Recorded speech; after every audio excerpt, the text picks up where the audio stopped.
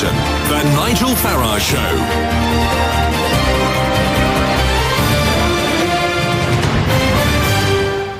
Good morning, everybody. Well, I'm here in Washington, D.C., but it's somebody who's been a politician in this city for the last 30 years who's making the news back in the UK. Yes, it's Hillary Clinton. She's on tour. We saw last week in the Sunday Times that interview. We knew she was coming to London. We had some idea what she was going to say. Ostensibly, she's in London to launch a book. The book is called What Happened? It's available for £20 a copy, and you really should go and buy it, because the Clintons clearly have not yet made enough money out of politics and public life, haha. But really what it's about is she is still in a state of total shock and denial about the great events of 2016, being, of course, Brexit and Trump. This morning, she appeared on The Mars Show. Let's have a listen to what Hillary said, and then perhaps I might tell you what I really think about her.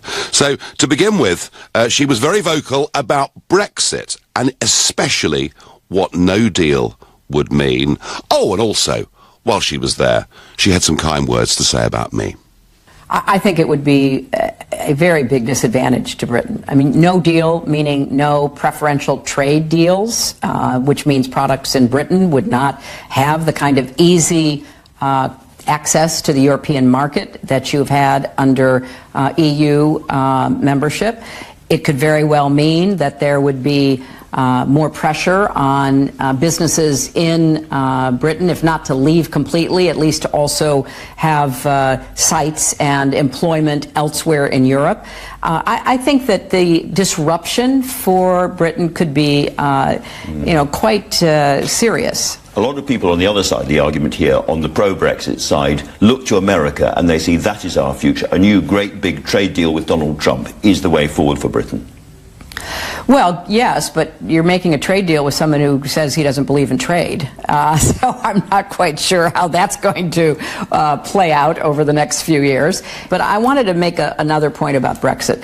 Looking at the Brexit vote now, it was a precursor to some extent of what happened to us in the United States. But the amount of fabricated, false information that your voters were given by the Leave campaign. Say, yeah. Well, I'm not as familiar with, but I'm very familiar with what the Leave side said, because they transported a lot of that on behalf of Trump. You had, Farage campaigning for Trump and the like. The big lie is a very potent tool, and we've somewhat kept it at bay in Western democracies, partly because of the freedom of the press. But given the absolutely explosive spread of online news and sites that have sprung up that are very effective at propagating false stories, we've got some thinking to do about how we're going to, not to say, you have to agree with me, that's not what I'm saying at all, but there has to be some basic level of fact and evidence in our politics, well, frankly, in all parts of our society. Well, she doesn't like me very much, does she? And she doesn't like the internet, because she'd much rather that you got all of your news and all of your information through the establishment liberal media. Well, she didn't stop there, and she was also asked whether her political rhetoric had let her down during the US campaign. I think we're at a point in politics, maybe it's true here as it is in our country, where being thoughtful is viewed as somehow inauthentic.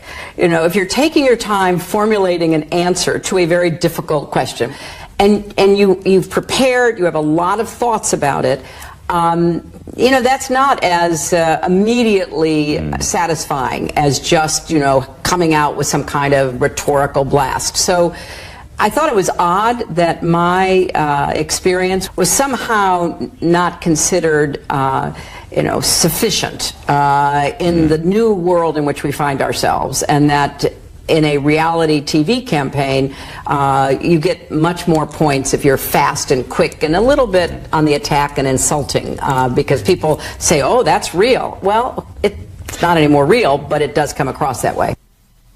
There we are. She was the intelligent candidate, and Trump is merely a product of television, of reality TV. And Trump himself, of course, was next in the firing line. She really, really, really doesn't like the Donald. She views him as an authoritarian, and she's concerned about his links with Putin. In the last few weeks, we've seen examples of what I worried about.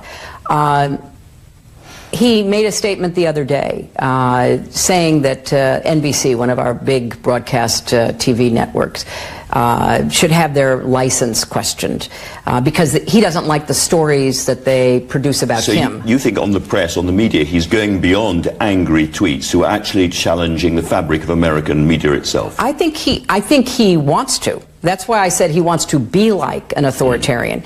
He wants to. So far, he has been checked and balanced under our Constitution to a limited extent by the Congress and by the court system. So I think that the fabric is certainly being stretched. Okay, let's talk about Russia, because as I say, it's a very interesting part of your book. And for people who don't know all the detail, it's a very complicated and detailed story. Can you just explain what the Russians did during the campaign, in your view? Well, the Russians wanted to help Trump and hurt me. In their wildest dreams, they wanted to elect him and defeat me. Why was that? Well, I think for several reasons. Our intelligence community says that Putin had a personal grudge against me, in part because as Secretary of State, I spoke out about human rights abuses, illegitimate election activities within Russia. He wants to undermine NATO, the EU, American stability, and he has a lot of practice from Soviet days to the present in doing propaganda, having content organizations, they're called content farms in places like Macedonia, pumping out fake news, having Russians posing as Americans, and not just to denigrate me, which was a big part of what they did, but to sow distrust and division. And she warns all of us across the West about foreign interference in elections. I think Britain has a lot at stake in this, and I think this is affecting all of Western democracies. So part of what has to happen is cracking down on foreign interference in your election. And anyone who makes common cause with Russia, China, Iran, whoever it might be, right now it's Russia because they're the ones trying to destabilize Europe, should be held accountable, civilly and criminally, in my opinion. Well, that was Hillary Clinton this morning on the Andrew Marr Show. Nothing there that particularly surprises me. The fact is, she is in a state of shock, as are the entire global elite about the events of 2016. Brexit was the thing they never thought would happen. And she acknowledges, and I think she's right, that Brexit led directly to the election of Donald Trump, which I guess is why the day after I appeared on a platform in Jackson, Mississippi with Trump, she took to the airwaves and she called me, I was a misogynist, racist, homophobe. I mean, the list goes on, white supremacist. I mean, any attempt to try to damage a messenger who'd been part of the Brexit campaign. I have to say, I think this is now becoming a great whinge-a-thon. And despite the fact that she says she won't run for the US president again, I think she might. And I think she wants to keep herself relevant on the world stage. She is part of a global elite, along with people like Tony Blair, who want to do everything they can to reverse the Brexit result. She doesn't just believe in the European Union. She said to a lot of her Wall Street friends in a meeting that she didn't think was being recorded last year, that she wanted America to be part of a hemispheric common market. And she's now doing everything she can to sabotage a future trade deal between the UK and the United States of America by coming out with an outright lie that Trump is against trade. Trump is not against trade. Trump actually wants to have free trade deals with countries that he thinks are of similar value. What he doesn't want is American workers undercut by China and places in the Far East. I think Hillary Clinton is not only in a state of denial, I think she's making herself look frankly ridiculous. In her book, she blames the whole world, the Russians, the lies that were told in Brexit, everything is the fault of other people. Nothing is to do with her. And actually, many American voters were turned off by her, and turned off by her sense of entitlement. It was as if the presidency was meant to be hers, and she believed, to the moment the polls closed, that she would win comfortably. I don't think Hillary Clinton has much relevance. And as to the question, should we listen to Hillary Clinton, I would say we should no more listen to Hillary Clinton than we listened to Barack Obama during the referendum campaign, telling us not to vote for Brexit. Hillary, you lost. Move on. The war is over for you. Well, that's my view, and I believe it really pretty strongly. And I want your views on this. I mean, tell me I'm wrong. Tell me we should listen to Hillary Clinton, and that she is a very relevant person, and you can do that by calling 0345 60 60 973. You can text me on 84850. You can tweet using the hashtag Farage and LBC, at LBC. You can watch us live on Facebook and comment there too. And after the break, we will go to one of Hillary Clinton's former speechwriters to make sure this show's got balance, and he's going to tell us that she's one of the most wonderful women that has ever lived. Right now, you're listening to The Nigel Farage Show, our Sunday edition, and it's 10:15. This is LBC. The big red building on Golders Green Road. At Gold's Menswear, big men can choose from a huge range of top designer suits, jackets, blazers and trousers. They can fit anyone, extra tall, short, portly and king size up to 70-inch chest, all with savings of up to 75% off RRP. Gold's also offer an alteration service while you wait, plus Loken Barker shoes too. Open Sunday to Wednesday till 6, Thursdays till late, half day Friday. The big red building on Golders Green Road. Hey, Sarah, did you see our street in the Admiral ad last night? Yeah, with the inspiration for multi-cover. Guaranteed discounts on Admiral home and car insurance, don't you know? Your home and car on one policy. But seriously, it's a lifesaver. I know. I did my car, Rob's car and the house, and it was multi-cover discounts all round. Ooh, that deserves a celebration. Cup of tea, something stronger. Multi-cover your home and cars at admiral.com. Relax. It's Trust a Trader. Just type in your postcode, what you need, and ta-da! Local tradespeople appear. Visit trustatrader.com. Trustatrader.com. I love iPhone. When I get a new one, I can't stop finding new amazing things it can do. But suddenly, bam, all my data's gone. And the rest of the month is, well, empty. Please, can you help? Certainly. At Vodafone, the iPhone 8 comes with an extra 10 gig on us, so you can love it even more. It's available now in-store and online with a 24-month extended warranty at no extra cost. You won't find that on any other network. The future is exciting. Ready? Vodafone. Credit check and minimum term agreement apply. Extra data on selected red plans only. Purchased by 31st October. See vodafone.co.uk/terms. It's Super Weekend at Lidl, with over 40% off selected products. Get Fairtrade Colombian ground coffee, just $1.49. A bottle of Cimarosa Sauvignon Blanc for $2.99. And a litre of cloudy apple juice, only 59p. Lidl, big on quality, little on price. Subject to availability, NI may vary, selected stores while stocks last. Clinique Gift is on now at Debenhams. Choose any 6 of 9 deluxe minis from Clinique's most loved skincare and makeup treats to create your own personalised gift. Yours free with 2 Clinique purchases, one to be skincare or foundation, exclusively at Debenhams until Saturday 21st of October. Plus, visit us before Thursday the 19th and receive £5 worth of Debenhams Beauty Club card points with any skincare purchase. One gift per client while stocks last. Gift varies online. Beauty Club card must be registered to redeem points. One set of bonus points per customer per day. Terms and conditions apply. Room service. Sorry to disturb you, but please make sure you don't miss the Sunday Times Best Places to Stay guide this weekend. We're bringing you the best hotels by the beach, in the countryside, and for great food. Plus, we reveal the #1 hotel in the UK. Exclusively in the Sunday Times this weekend. The Cared For Used Car event is now on at Westway Nissan. We've over 1,500 quality used and nearly new Nissans with list price savings of up to £5,000. Be quick and enjoy £1,000 towards your finance deposit on the UK's biggest selection of used Nissans, plus up to 2 years free servicing. For genuine Nissan choice and value, choose a Cared For Used Nissan at Westway. Google Westway Nissan today. Representative 9.9% APR finance subject to status. Free servicing through Nissan Finance. Offers end October 23rd. T's and C's apply. At Homebase, we want you to challenge us on quality. Our new range of kitchens has a lifetime guarantee on the cabinets for as long as you live in your home. Homebase. Always low prices. Terms and conditions apply. The Nigel Farage Show, live from Washington only on LBC. Well, earlier on today, we spoke to Hillary Clinton's former speechwriter. He's a director of the Bretton Woods II program at New America.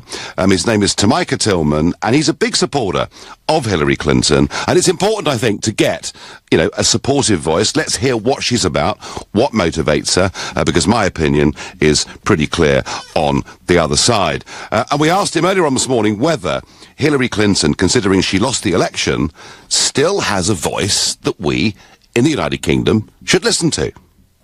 Look, there was a great British leader named Winston Churchill who came to the United States and encouraged us to take very seriously the dangers and threats that at the time leaders in our country were ignoring. Americans will be eternally grateful to have had that voice of friendship and courage that guided us to see a truth that many in our nation did not want to see. I think that Secretary Clinton and many others in the United States are very concerned about the direction in which the West is headed. We are very concerned about the forces that have been arrayed against us that are unfortunately being ignored, aided, or abetted by many within our societies who, for a variety of reasons, have found it within in their interest to make common cause with those that are no friends of democracy and are working rigorously and vigorously to undermine the ties on which our countries have built so much success in recent years. I think anyone in good conscience who is concerned about the future of our alliance and the future of our cooperation should speak out.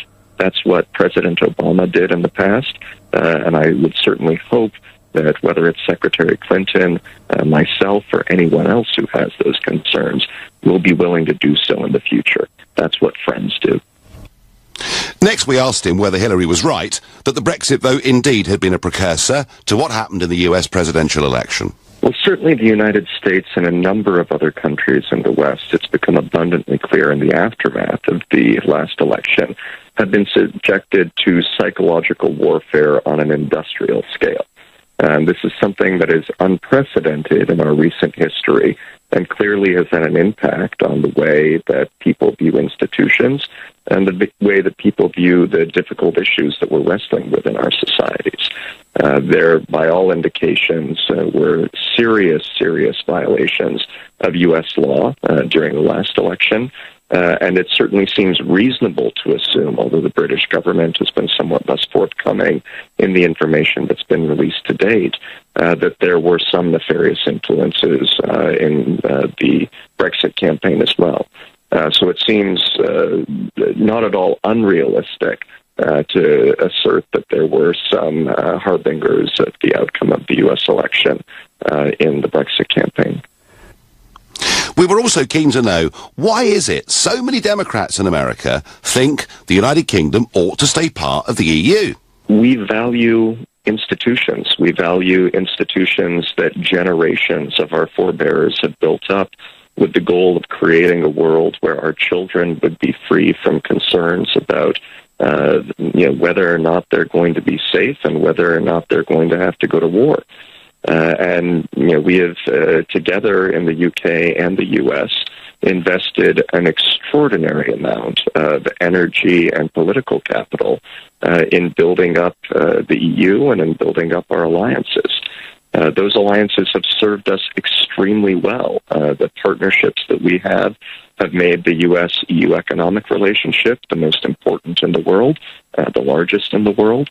And it's also made the work that we do to promote peace, security, and democracy around the world infinitely easier than it would be if we had to pursue those objectives with a fragmented system. So at a moment when our institutions are in crisis and under fire, I think it's very reasonable to say we should think hard about burning down what we and others have worked so hard to build. And given that Hillary herself had talked about America becoming part of this hemispheric common market, we also asked Tamika Tillman, her former speechwriter, whether there was any appetite in the US for America to perhaps link up with the EU single market. I have heard very little to suggest that, so I don't know that that's a very reasonable supposition. What I do think is very reasonable to say, and has certainly been borne out by decades of close economic cooperation, is when the United States and Europe work together on economic policy and on trade policy, we are far and away the most powerful alliance in the world. And we can shape many other variables around the world in ways that are going to be advantageous to us jointly. The more fragmented we become, the more difficult that becomes, and the more it degrades and dissolves the power and the influence that we have previously enjoyed. There is one person who certainly benefits from this, and that's Vladimir Putin. But I think it's important to recognize who's going to be cheering as these bonds become weaker. And ultimately, I think the celebrations will not occur in London, the U.S., or Brussels. They'll be happening in the Kremlin. You'll notice that very often the Democrats talk about the relationship between America and Europe, meaning the European Union. And certainly in Barack Obama's time, that meant Germany, because when Barack Obama flew to Europe, inevitably Berlin was the first place that he went to. But given that we're on the path to Brexit, we also asked that when the UK leaves the EU for good, can it have a successful trading relationship on its own with America? And bear in mind that it was a Democrat, Barack Obama, who said if we left the EU, we would be at the back of the queue. Well, we certainly hope so. There's obviously a long history that our countries share in common and a great tradition of shared values. But at the same time, it would be naive to assume, especially in the context of an administration of the White House that views trade with a great deal of skepticism, that any trade agreement is going to be easy to secure. So I think those that imagine somehow that this is going to be a simple task as it relates to securing a trade agreement with the United States or any of the UK's other trading partners are living in a dream world mouthing cliches. This is just not the reality that we face in the world right now. And finally, we asked, what's the future? With everything, security, defence, trade, what is the future relationship going to be between us and the US? I don't know. And that's part of what concerns me, and I think many others. In the past, we have looked across the Atlantic and had great confidence in our ability to forge ever deeper and more resilient bonds between our countries. And going forward, I certainly hope that will be the case. But there is a much higher degree of uncertainty. The other great tragedy for Americans, frankly, is that the UK has been an indispensable voice within the European Union and has often been the deciding voice when it comes to speaking up on questions of value and on questions of our common collective security. The absence of that voice from debates in Brussels is going to be felt keenly. And it's something that I think we're still coming to terms with. Well, that was Hillary Clinton's former speechwriter and director of the Bretton Woods II programme at New America, Tamika Tillman. And, he said, look, she's rather like a modern-day Winston Churchill. She's coming to the United Kingdom. She's warning us that big lies are being put about, particularly online, that the Russians are getting involved in everything, and that 2016 has been an horrendous mistake, and that Britain basically needs to rethink the Brexit vote. So, listen, you've heard my view. I don't think she is relevant anymore. I think she's lost. I think she looks really very whingy. But you've also heard the view that she is a very important international stateswoman who should be listened to. Let's see what you think. And let's go to Brandon, who's calling me from Romford. Good morning, Brandon. Good morning, Nigel. I'm actually at Cheltenham Literature Festival today to hear Hillary speak. To those that have come to see her. But I have to say, as much as I respect yourself, your opinion, I really think you're terribly misguided with this. And the reason for that is because I have read her book. I've also listened to her on the audiobook. And in both versions, one thing that is consistent throughout is that she consistently says, yes, there are other factors here that played a role in the outcome of the election. However, I was still the candidate. I was still who had to convince the American people to choose me over him, and she says consistently, I was unable to do that, and that is my fault and my fault alone. So if you have read the book, Nigel, you would know this. If you have read the book, Nigel, you would know that is the stance that she has taken since. However, the reason why she's still relevant is because she's been incredibly responsible in saying, as much as it was my own fault that I lost the election, let's look at other factors that played a part. Yes, Russian interference. Nigel, her emails dominated the election 3 times more than any other factor in the election. That's both in terms of her policy and Trump's policy. Now, I'm sure even you would know, as a statesman like yourself, that policy should dominate the conversation because that is what actually governs our people. Now, for that fact and statistic that her emails were 3 times covered than anything else, just goes to show how deeply concerning Russian interference was, because they were able to wait. Well, hang on, Brandon. You know, the whole question of how did these 40,000 emails get out into the public domain, it was being sold by her side of the argument that somehow the Russians had stolen them, when probably there's a much more innocent explanation. I take your point. She does in the book say, look, you know, I was the candidate, I failed, but she wraps that up into a great big conspiratorial story that somehow Brexit only happened because those of us on the Leave side lied to the electorate, that the internet is now effectively being used as a force for bad, and that somehow Putin played a major role in Russia. So I take your point. There is a degree of humility in the book, but hey, compared to the bigger picture, she really isn't accepting it. Tell me, have you ever heard her speak before or met her? I have heard her speak before, and I have met her. I met her last year in September, a campaign event in Tampa in Florida. I was able to shake her hand, and I had a brief conversation with her, in which I found her to be one of the warmest and most down-to-earth politicians and people that I've met.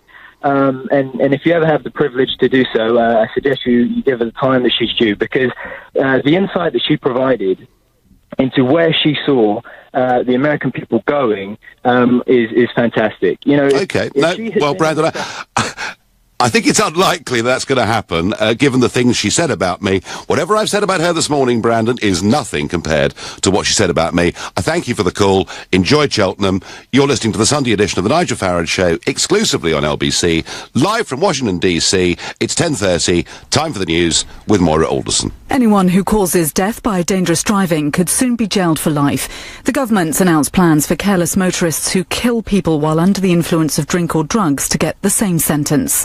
From 2019, people over 16 years of age who go to their GP or hospital in England could be asked to confirm whether they're straight, gay or bisexual. The NHS says it's to keep in line with equality legislation. 2 schoolgirls who'd been reported missing have been found safe and well in Falkirk. 14-year-old Leah Dixon and 12-year-old Jasmine Agnew, who's 12, were reported missing on Friday. LBC weather largely dry and warm with some sunny spells, but it will be wet and windy in northwestern Scotland with highs of 19 degrees. LBC travel, there are queues on the M4 Heathrow Spur Road going southbound towards the airport at junction 4A. 3 out of the 4 lanes are closed because of a serious accident. In Mile End on the A11 Mile End Road westbound, there's a lane closed because debris from some building works is in the road at Harford Street. Embarking on the A13 Ripple Road eastbound, the entry slip road to the Lodge Avenue junction is closed because of an accident. Engineering works on the rails means Victoria Mainline Station is closed today, so there's no Gatwick Express and a revised service on Southern. Cannon Street Station is also closed today, so all southeastern services are running in and out of Charing Cross instead. LBC Travel, I'm Dave Goff. This is LBC. Join BT Infinity right now and you'll get our lowest ever standard price, and you won't pay an activation fee, saving you £50. It's $24.99 a month on a 12-month contract with $9.99 postage. But hurry, this offer ends soon, and by soon I mean the 19th of October. So join BT Infinity today at bt.com/deals. Be there, BT. Prices may change. Price for month 13. $34.99 per month, 30 gigabytes usage. Terms apply. To verify, see bt.com/smarthub. At Oak Furnitureland, everyone knows our furniture is 100% solid hardwood. And it's also up to 50% off. But most importantly, it's 100% solid hardwood. Yes, but don't forget it's also up to 50% off. Don't miss Oak Furnitureland's low price sale, where you'll find quality 100% solid hardwood with up to 50% off. Our low price sale ends Sunday. Order today for guaranteed Christmas delivery. Visit oakfurnitureland.co.uk to find your nearest store. From the elegant palazzos of the aristocratic port city of Trieste to the tiny narrow streets and stacked houses dug into rocks in Matera to the gently rolling hills of Leilonghe in Piedmont, famous for Barolo and white truffles, and the grand piazzas of Catania overlooking majestic Mount Etna, Italy is the perfect short break destination at any time of the year. See, taste, discover authentic Italy. For inspiration on where to visit on your Italian short break, go to italia.it. Enhance your lifestyle with unique kitchen and bathroom designs from Alaris. Whether you want technically advanced German kitchens from ProNorm or classic quality kitchens from Nearway, Alaris has what you're looking for. Or enjoy your dream bathroom with Alaris bathroom designs. For free design and competitive prices, visit Alaris at Crossways, Dartford or alariskitchens.co.uk. Transform your home with Alaris. When you run your own business, being in the right place at the right time can make all the difference. And as the UK's #1 commercial vehicle brand, we understand this too. That's why at the Ford Transit Show live event, we'll give you a free sat-nav when you purchase a new commercial vehicle, so your business can be in the right place at the right time, every time. Visit your nearest Ford dealer between the 7th and 15th of October. Ford. Together, we go further. The free entry-level satellite navigation system available across the Transit range, excluding Base and Tornado series vehicles, to be contracted between the 7th and 15th of October 2017 and registered between the 7th of October 2017 and 30th of June 2018. Offer available to retail and eligible fleet customers only at participating Ford dealers, not available with any other promotions. Welcome to London's exquisite Indian dining experience, Marla Restaurant. The finest North Indian cuisine in the most charming setting. Find us in the heart of one of London's divine hidden gems, St Catherine's Dock. Marla Restaurant. Visit us in St Catherine's Dock or go to marlarestaurant.co.uk. Marla. Discover a jewel in London's secret paradise. Where do you charge an electric car? How quickly can I do it? How far can you go on one charge? How much can I save? Can I charge it at home? Do I need a house with a drive? Can you get an electric shock off them? If I plug in on mobile phone, will the car's battery run out? Can they go in car washes? Got questions about owning an electric car? Get the answers at goultralow.com. The Nigel Farage Show, live from Washington only on LBC. Hillary Clinton's in town, and some think she's like Winston Churchill, coming to warn us that we've made a terrible mistake by voting for Brexit. We ought to rethink the whole thing, and it only happened because awful people like Nigel Farage lied to the electorate. So some people think she's relevant. Do you think we should listen to Hillary Clinton? I don't. I think she's past her sell-by date. I think it sounds like a huge whinge-a-thon. And on text I get, good morning, Nigel, I agree with you. I think Hillary Clinton is irrelevant now, but like Blair, she can still be dangerous to the Brexit cause. Why give her airtime at all, I get on Twitter? She is now no longer relevant to the politics of our country. Paul says on Facebook, frankly, both sides of the Brexit campaign were full of lies and misinformation. That part of the interview was fascinating, wasn't it? When Ma said to her, but surely both sides of the Brexit campaign said things that weren't right, she said she didn't have any information about that. Very convenient, wasn't it? She thinks just one side lied and the other didn't. Angela on Facebook says, Clinton compared to Churchill, how dare anyone utter those two words in the same sentence? And Theo says, Clinton blames the whole world for her defeat. Well, she does. Brandon, who was on before the break, who knows Hillary Clinton and is a supporter, made the point that in her book, What Happened, she does say, hey, I was the candidate, I didn't get the votes, but I don't think there's really much there other than her lashing out and blaming virtually everybody. Sandra is calling from Leighton. Sandra, good morning. Are you listening carefully? Are you listening carefully, Sandra, to what Hillary's telling you? Well, Nigel, I missed it, but I need to catch up with it. But I'll tell you something, I would so much want to talk to you wrong, and I really wish that you and I could sit down and talk properly, not just for 2 minutes and get cut off. But let me get my point across. I was actually in US for the elections. I flew over. if there was no Russian interference, we Democrats would have had to accept the vote. Well, I would. And Nigel, if it was the other way around, right, that there was interference in the US elections or the Brexit, you would be doing what Hillary would be saying. So, yes, she is relevant. She's still alive and well, and we're not going to accept it as us being a sore loser just because of the interference. Why? The sacking of the FBI agent. Donald Trump is scared, and time will tell. Those are my true points. What's your say, Nigel? All right. Well, let me ask you, Sandra. Number one, do you think that Brexit was won because people were lied to? Right, I think there was lies, because the truth is, Nigel, I'm a Remainer, but I'm not a Ramona, and if we had a referendum again, I would vote leave, but there was lies on both sides. But my point, Nigel, is this. Had it gone the other way, Nigel, for Remain, you will be screaming on a soapbox saying let's do it again. So because it went your way, it's easy to tell all of us to frankly, shut up. Sandra, there wouldn't be any point, because the chances of a vote in Parliament to give us another referendum, it just wouldn't have even been on the agenda. It wouldn't have happened. But do you genuinely, Sandra, think, in your heart, that Russian interference played a role in a serious role in Trump winning? Nigel, yes, I do. I don't know, and if it wasn't so, Nigel, I would act, like I said, knowing who I am, if we lost, we lost. You know what, Nigel? I just cannot wait for this, all this investigation to happen, just to see who was right. Yes, Nigel, I do. Okay, I didn't want to believe it, but you know what? There's something ain't right going on with the grudge that Putin's got against Hillary. All this backlash of whatever stuff I don't even know about. But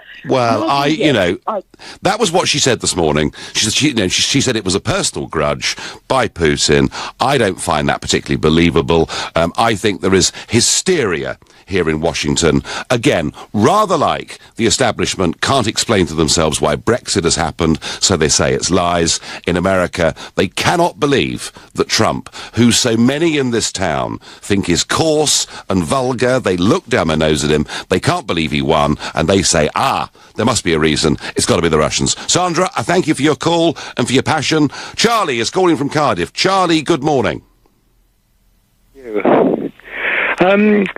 I think we should still listen to Hillary Clinton. I mean, when you consider she got more votes than Trump, so I think she's still, what she has to say is still relevant. But this actually prompts me to ask you a question, which, put in context, I oppose most of what UKIP stand for and wouldn't want to see UKIP MPs, but I join you in condemning our first-past-the-post system that denied 4 million voters in 2005 their rightful representation. I also hear people, leavers, saying we shouldn't have a second referendum, we should recognise the will of the people. So my question to you is this.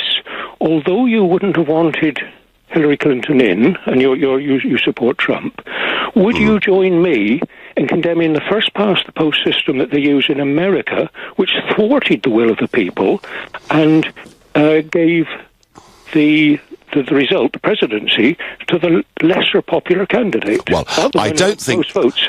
Yeah, I don't think, Charlie, you can compare the two systems. Clearly, our system is massively out of date. I mean, frankly, ludicrous.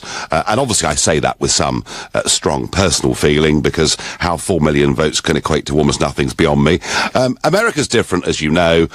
They've got this complex electoral college system. Hillary did get more votes than Trump. The reason for that's simple. Trump didn't go to California. He ignored California. And he accepted she'd win California, and whether she won it by 1 million votes or 5 million votes didn't really matter. In terms of the Electoral College, actually Trump won it pretty comfortably. But in terms of her being relevant, Charlie, I mean, I think, despite her denial on this programme, I think the Democrats are in a hell of a mess, now nearly a year on from the presidential election, and something tells me, Charlie, that actually she's trying to stay relevant on the world stage, because I think she intends to run again for the US presidency. I'm not sure on that. I mean, whether she will or not. I mean, you might be right. I mean, time will tell, I suppose. I mean, otherwise, why would she bother coming to the UK? Why would she bother sort of joining in with Blair and basically saying Brexit's a huge mistake, it's going to hurt the country badly, companies are going to leave? Why would she bother to do it? If she was genuinely going to retire from politics? That's my view. Charlie, thank you very much indeed for your call. I get by text, I used to agree with Hillary on most things, but these days she is self-entitled and arrogant, says Chris. And I think it is that sense of entitlement, she wants to become the US president as if there was some sort of hereditary principle, that it was hers of right. That, I think, put off a lot of American voters. I wonder what Kingsley, who's calling from Barnet, thinks. Good morning. Good morning. How are you doing? I'm doing all right, but to be honest with you, Kingsley, I'm really enjoying Hillary attacking me. I'm having great fun because, I was told years ago you should be judged by your enemies, and I'm perfectly happy for her to be against me. But Kingsley, I really am. But I mean, do you think she's relevant? Do you think she's relevant anymore? I think she's being propped up until George Clooney gets his act together. I really do. I think George Clooney or some other, totally face-friendly star is going to come in. That's what they're going to do. They're going to keep that kind of dream going. But are you familiar with a television program called Breaking Bad? Yep. Have you watched it? No, I haven't. I've heard all about it. I haven't watched it. Okay. Should I? This is my genuine, only original opinion. Go on. The character Walter White is Walter White, and he's the baddest, meanest person. He dissolves people. He doesn't bury them. He dissolves them in these horrible procedures. And he runs with a gang of neo-Nazis. And Breaking Bad was huge across the whole of America, then the whole of the world. You can buy Breaking Bad T-shirts in Primark. Now, Walter White, who runs with a bunch of neo-Nazis, and that's such a popular program. Everybody watched it. Oh, it's amazing. I think that got into the psyche of America and gave the alt-right a voice. It gave them an identity. It gave them this concept that the most intelligent, most successful person is a white man called Walter White, who outsmarts all the ethnic minority people. Right. And he is more intelligent than anybody. He outsmarts the FBI, everybody. But so what's the point of it, Kingsley? Because that was made about 7 years ago, and it's entered into the psyche of America that there is this white guy called Walter White who runs with neo-Nazis. Kingsley, let me tell you something. If that's your big go at Trump, the number of alt-right, the number of hard-right voters in America that supported Trump is very low. Most of Trump's voters were ordinary, decent, law-abiding, tax-paying US citizens who'd had enough of being governed by the big international elites. You're listening to the Sunday edition of the Nigel Farage Show, exclusively on LBC, live from Washington, D.C. It's 10:46.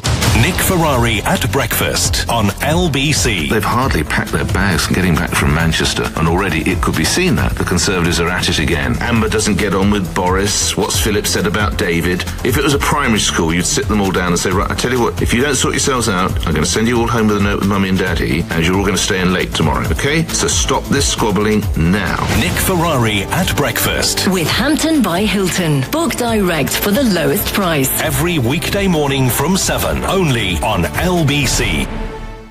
Why on earth would WeBuyAnyCar.com want to tell the nation that they might get more money for their cars by selling privately? Are they stark raving mad? No, they're just being honest. Yes, you might get a better price selling privately, but you have to give up your precious time to do it.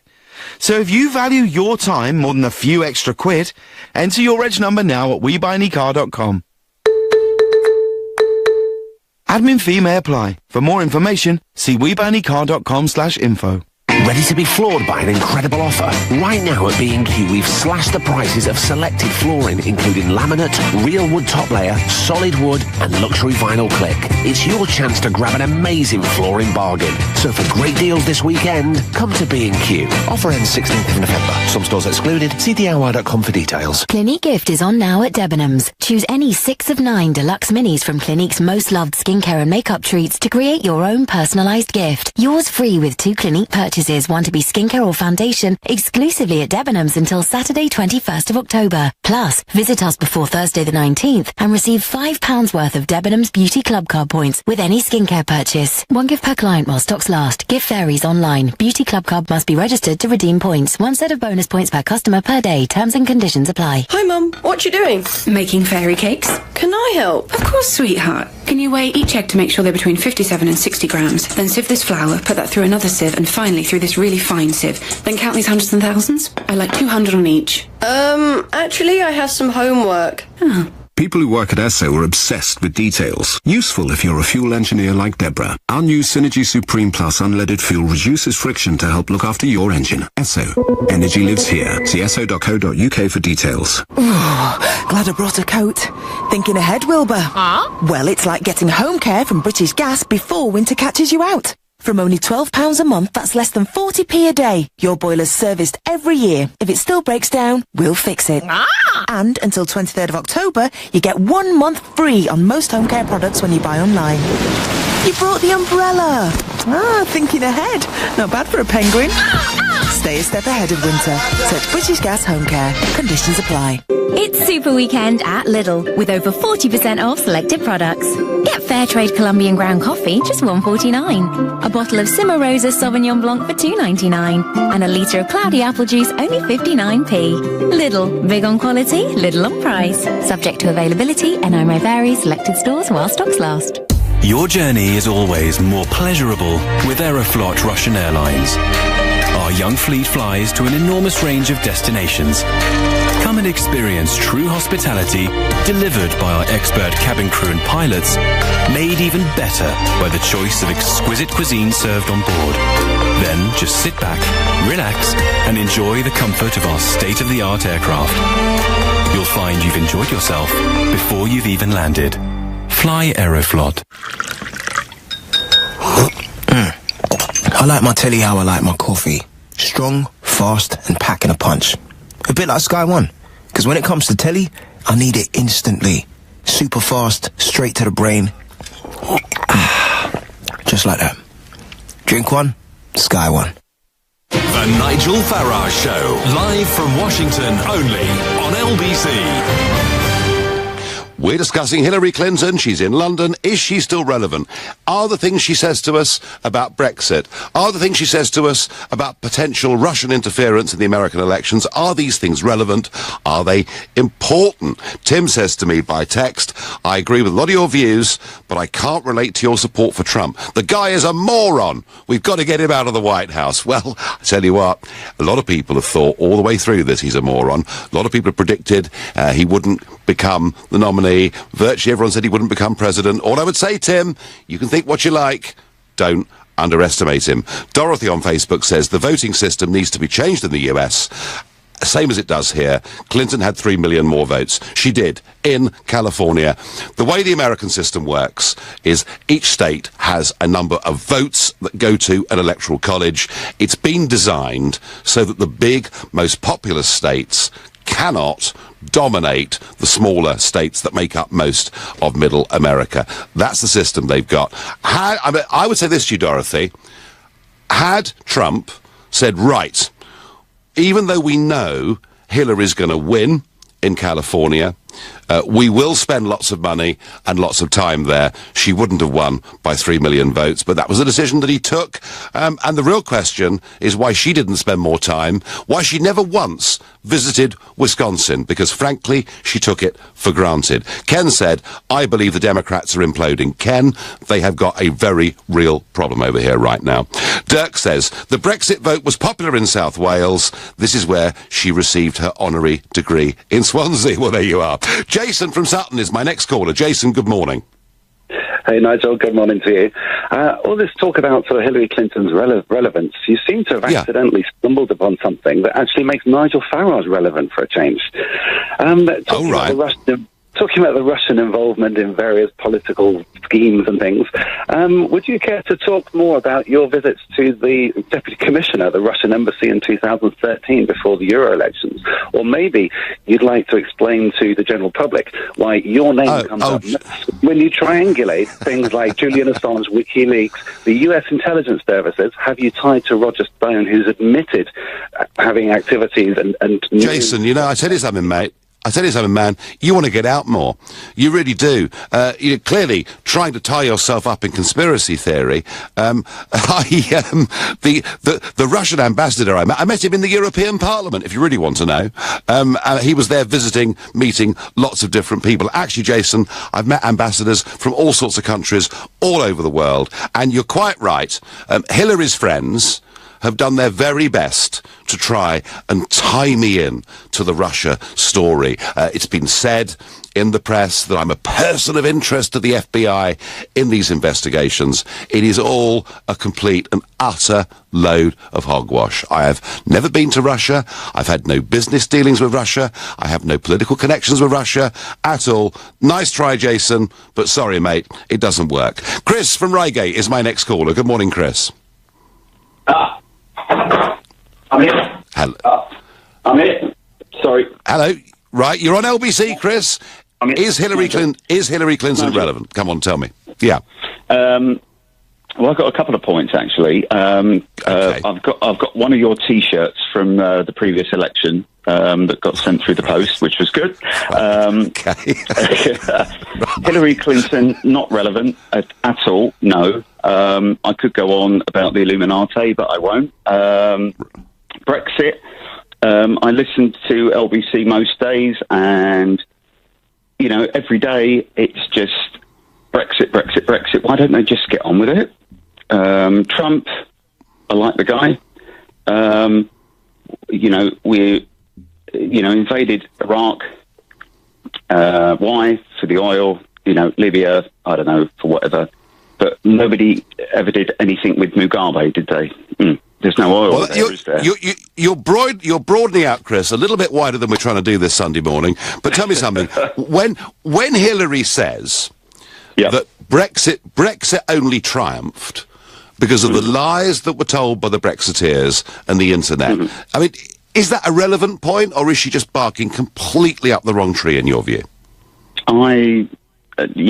Up the wrong tree. And I think the lesser of two evils, we now have Trump.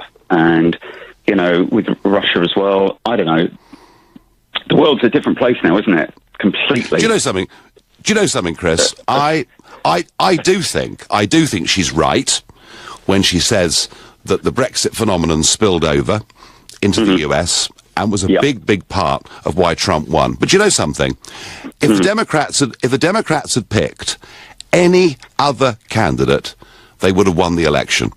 And the reason they didn't win the election is that Hillary Clinton had been around for too long, was seen to be too close to big power, to corruption, to big business, to big banks, and her sense of entitlement put many, many people off. Chris, I thank you.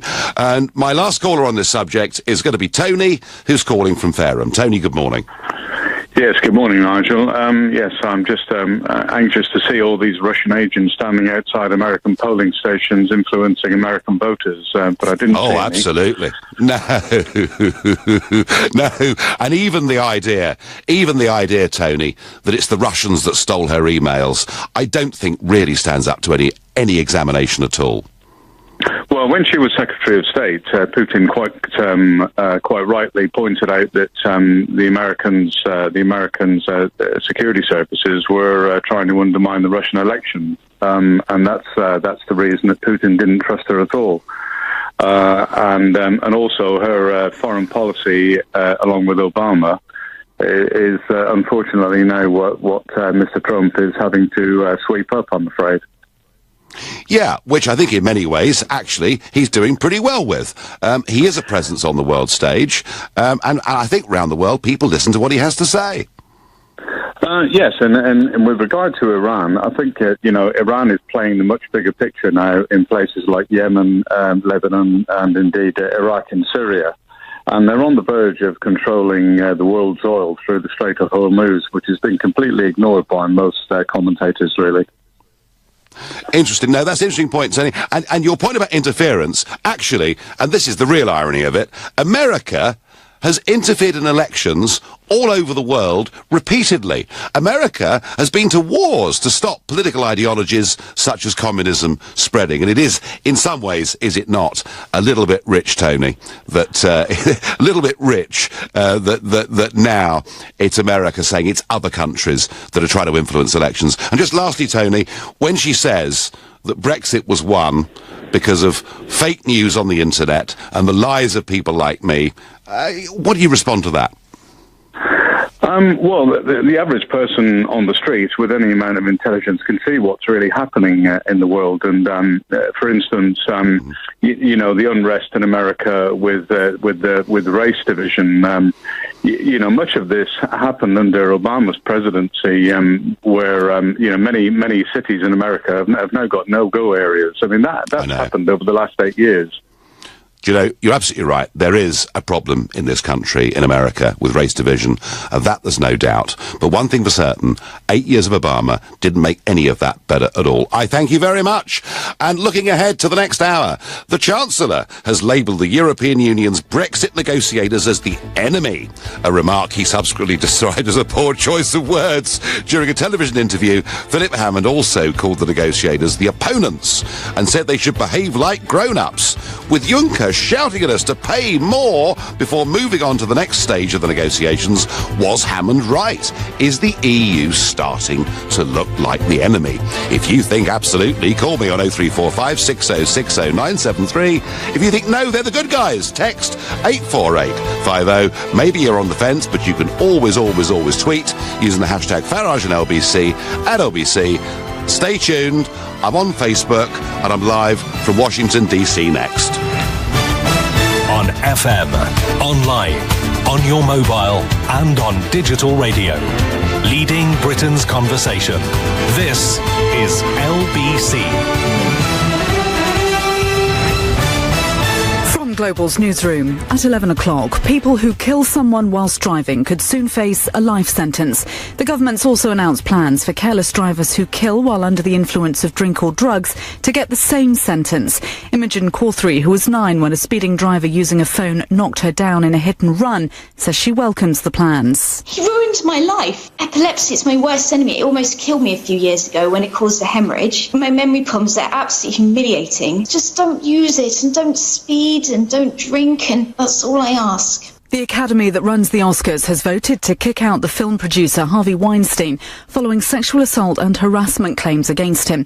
It says he doesn't merit the respect of his colleagues. He denies the accusations of rape. Forecasters are warning western parts of the UK could see travel disruption, damage and power cuts tomorrow as the remains of Hurricane Ophelia arrive. It was upgraded to a Category 3 storm overnight with winds of 115 miles an hour, but it's expected to weaken again over the coming hours. Former US presidential hopeful Hillary Clinton has claimed Brexit was won with a big lie. The losing Democrat candidate, who's currently in the UK, has said the EU referendum was a precursor to her own defeat to Donald Trump.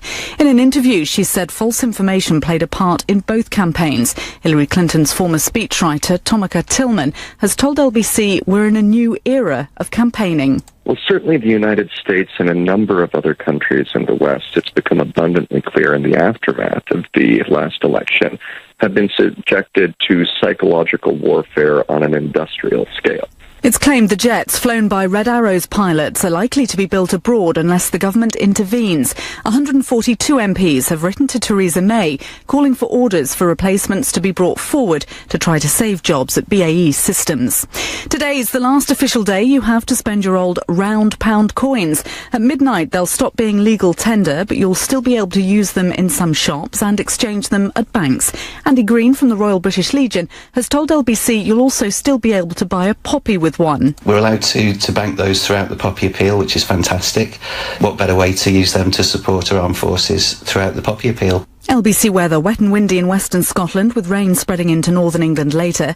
Warm and dry with some sunny spells elsewhere. A high of 19 degrees Celsius. From Global's newsroom for LBC, I'm Moira Alderson. On October 29th, the clocks go back and the days get shorter. You could pull the duvet over your head and wait for spring.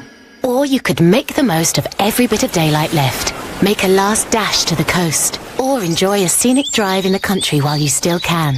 There's never been a better time either. With SEAT's Daylight Savings event, you get £1,000 off list price on any new SEAT, including the award-winning new Ibiza. That's on top of all existing offers. Visit seat.co.uk to download your £1,000 off voucher before October 31st. Subject to availability, orders between 3rd and 31st of October, registered by 31st of March 2018, excludes SEAT Scrappage Incentive Scheme and Arona. Over 18s, retail only, T's and C's apply. LBC travel is slow on the M25 clockwise in Hertfordshire. A lane is closed between junction 2. Leading Britain's conversation. The Nigel Farage Show.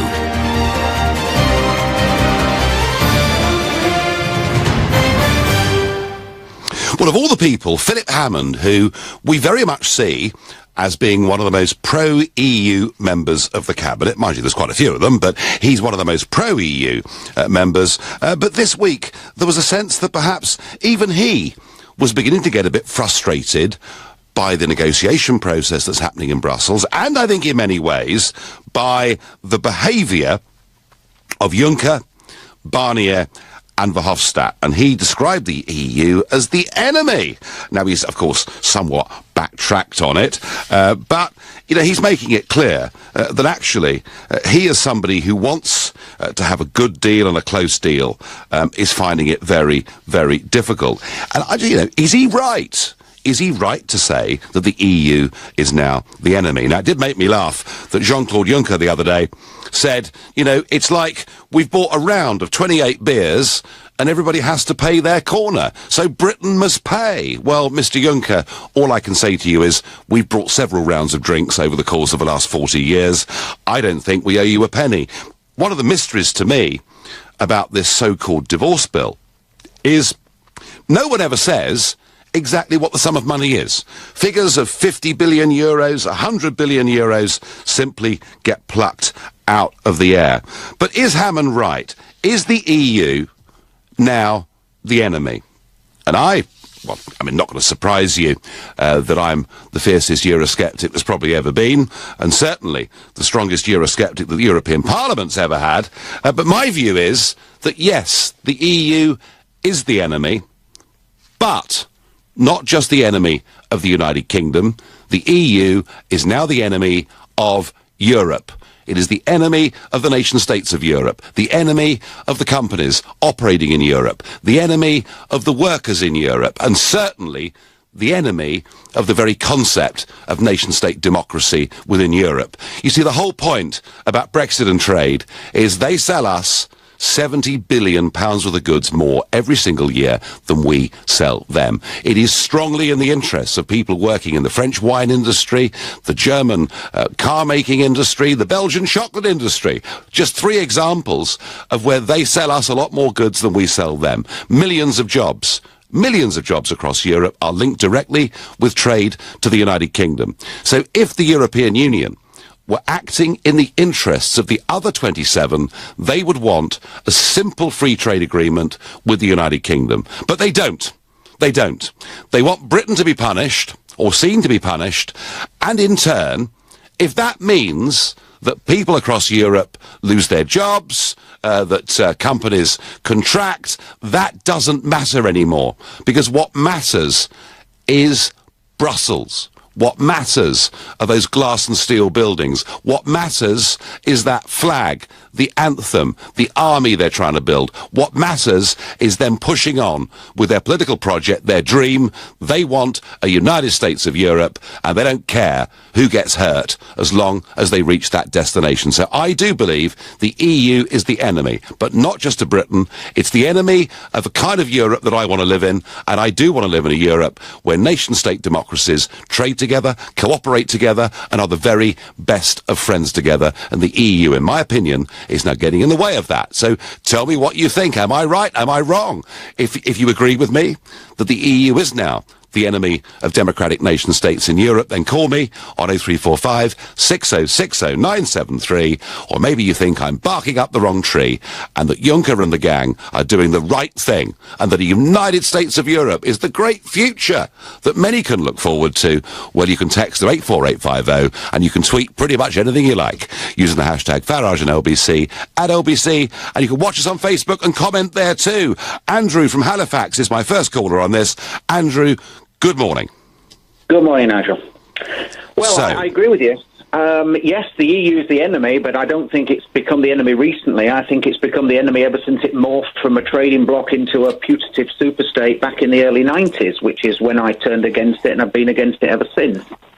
Now, that was that was the Maastricht Treaty, Andrew, wasn't it? The Maastricht Treaty, and that was when... Because what happened was, when we joined it, it was called the EEC, and then, if you remember, they changed the name, they dropped an E, and it was the EC, and it was only after Maastricht that it became known as the EU. That's right, yeah, indeed. I mean, it's very welcome that Hammond's come out of these comments, but I just wonder if this is a cover for a much more sinister agenda. I read in this morning's Observer, I don't know if you've seen it, that there is a cabal of cross-party MPs attempting to come together to ensure that we can't have a no-deal Brexit.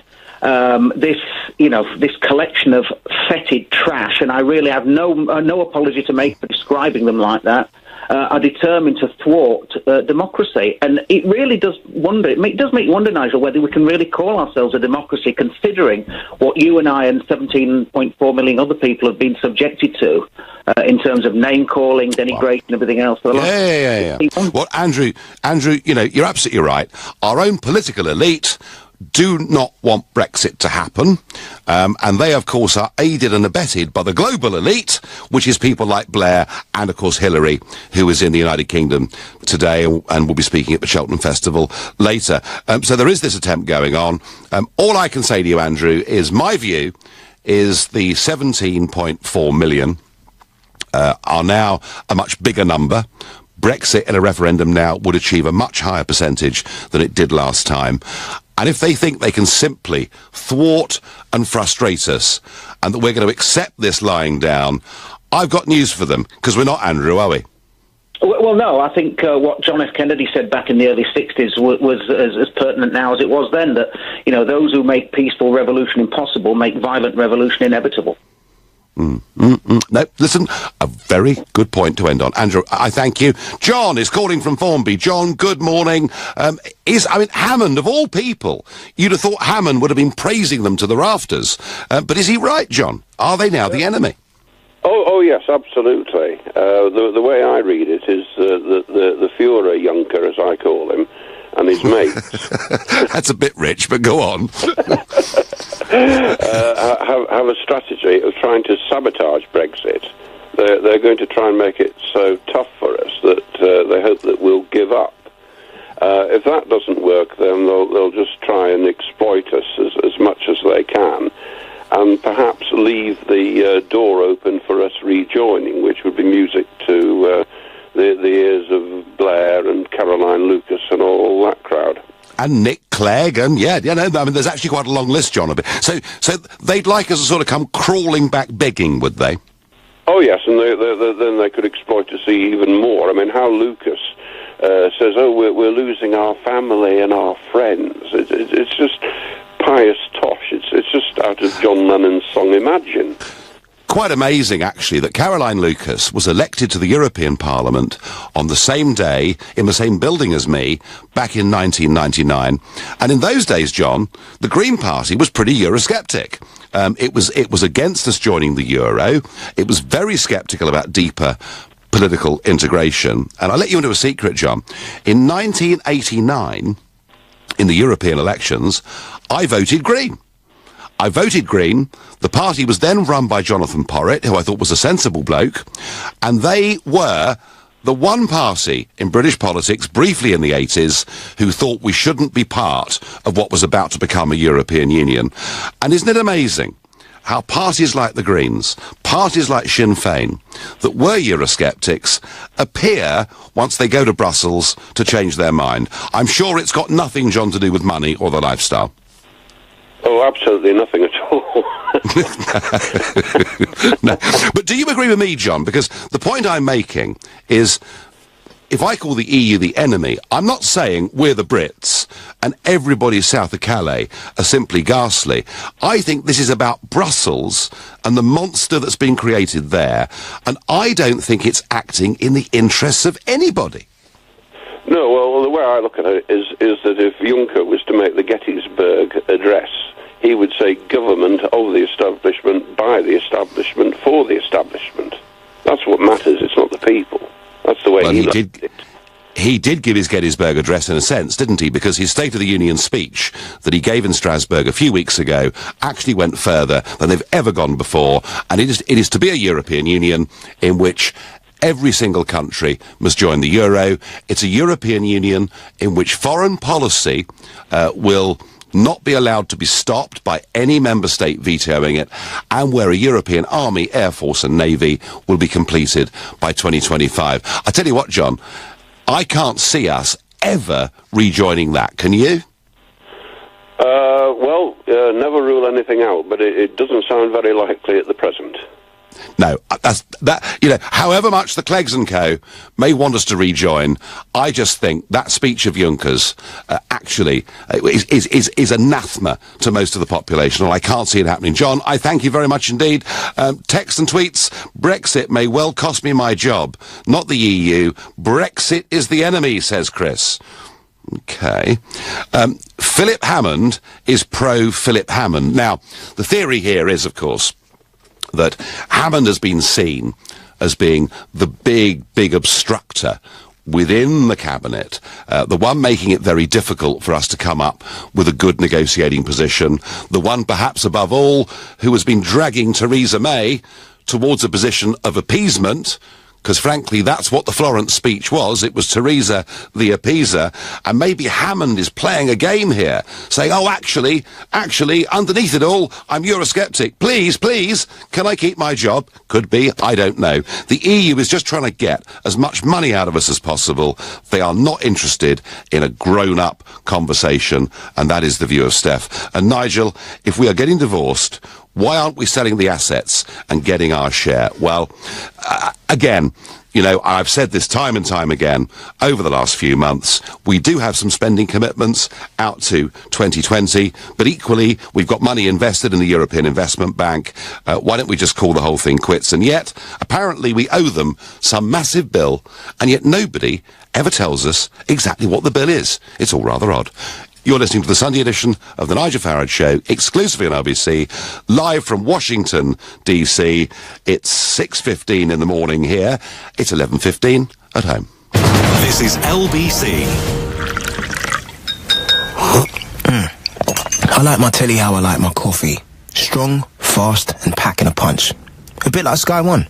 Because when it comes to telly, I need it instantly. Super fast, straight to the brain. Just like that. Drink one, Sky One. Every week, thousands of people sell with WeBuyAnyCar.com. Whether it's a Fiesta or a Ferrari, a Mini or a Merc, a Beamer or something else beginning with B, a big bright blue Bentley. WeBuyAnyCar.com makes selling any car simple, fast and hassle-free. Probably why it's called WeBuyAnyCar.com. Change the way you sell your car. Enter your reg number now at WeBuyAnyCar.com. Terms and conditions apply. See WeBuyAnyCar.com/info. The best place for sleepyheads is in the Bridge Bedding bed. At Bridge Bedding, we have hundreds of beds and mattresses in stock from the biggest brands in the UK. We'll beat any price on a like-for-like basis and we'll deliver for free. So before you buy your next new bed, visit a Bridge Bedding Centre, Rectory Groveley-on-Sea, Upminster Road, Hornchurch, or online at bridgebedding.com. The best place for sleepyheads is in the Bridge Bedding bed. Glad I brought a coat. Thinking ahead, Wilbur?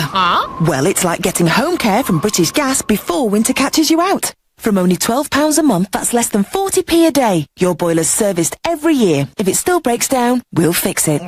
And until 23rd of October, you get 1 month free on most home care products when you buy online. You brought the umbrella. Thinking ahead. Not bad for a penguin. Stay a step ahead of winter. Search British Gas Home Care. Conditions apply. Where do you charge an electric car? How quickly can I do it? How far can you go on one charge? How much can I save? Can I charge it at home? Do I need a house with a drive? Can you get an electric shock off them? If I plug in my mobile phone, will the car's battery run out? Can they go in car washes? Got questions about owning an electric car?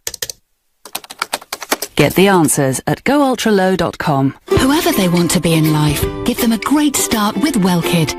Carefully balanced, great-tasting vitamins and minerals for 4 to 12-year-olds, with specific nutrients such as zinc and vitamin D, which support normal immune system function. The Wellkid range from Vitabiotics, from Boots, pharmacies and Vitabiotics.com. At Homebase, we want you to challenge us on quality. Our new range of kitchens has a lifetime guarantee on the cabinets for as long as you live in your home. Homebase, always low prices, terms and conditions apply. Calling all units, reports coming in of Sky's gripping new cop drama Tin Star, epic Game of Thrones and loads more shows, all with Sky TV from £20 a month.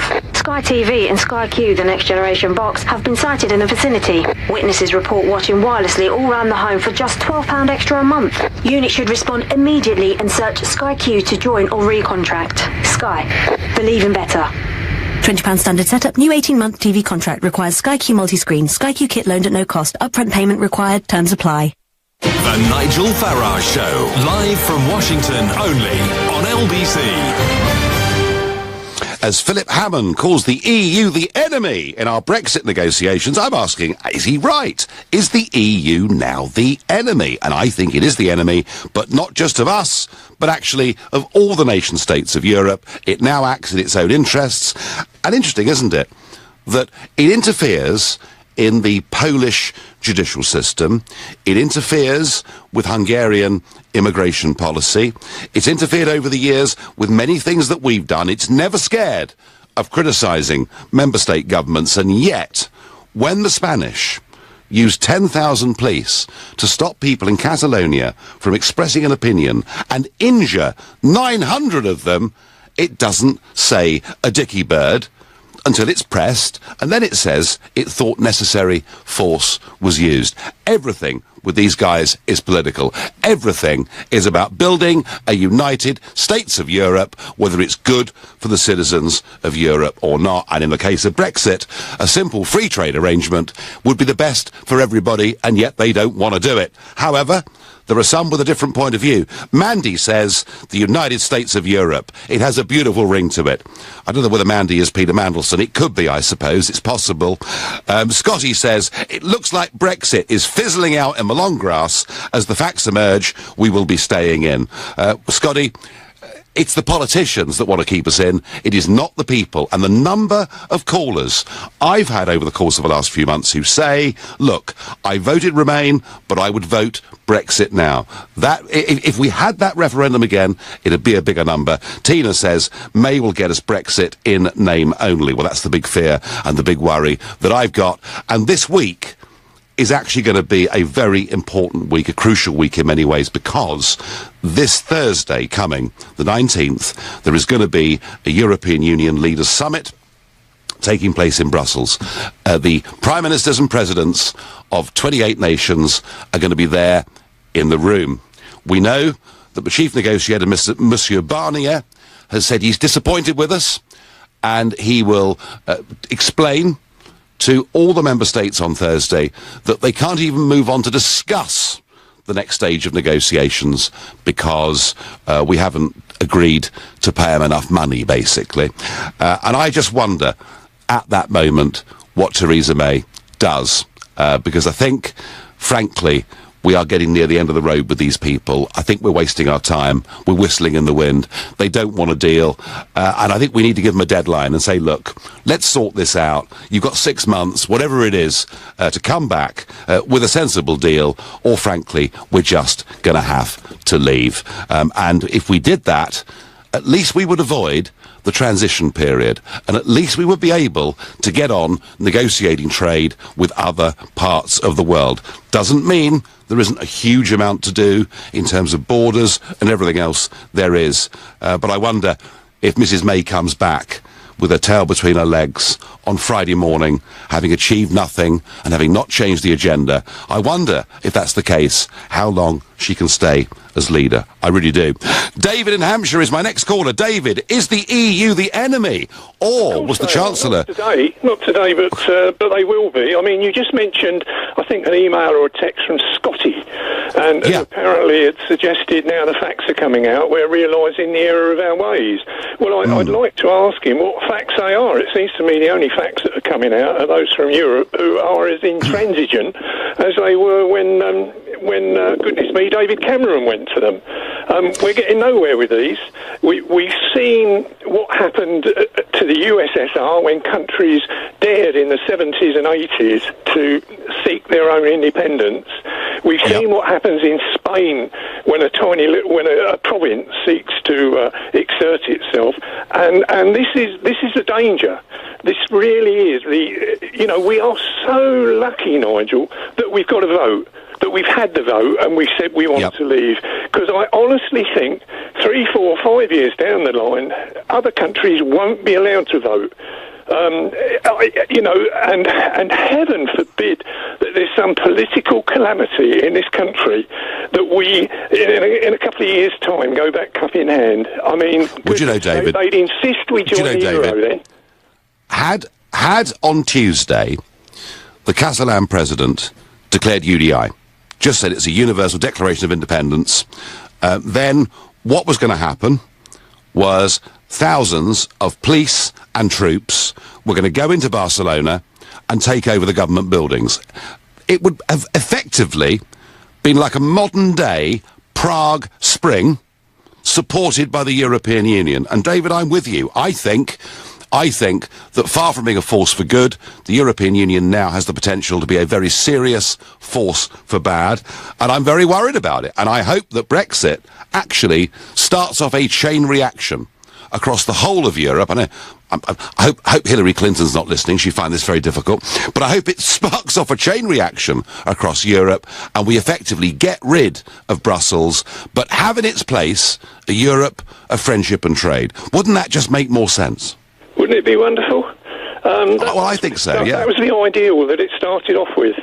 And we've done nothing but lock ourselves more and more in. Wasn't there one treaty which we were told, it's just a tidying up exercise? One of the politicians said it doesn't really matter anything. Well, that's that was the day the European Union launched their constitution, and Giscard d'Estaing, who'd been in charge of drafting the whole thing, stood up in Brussels at a press conference and waved the document and said, with this constitution, the European Union becomes a global economic and military superpower, right?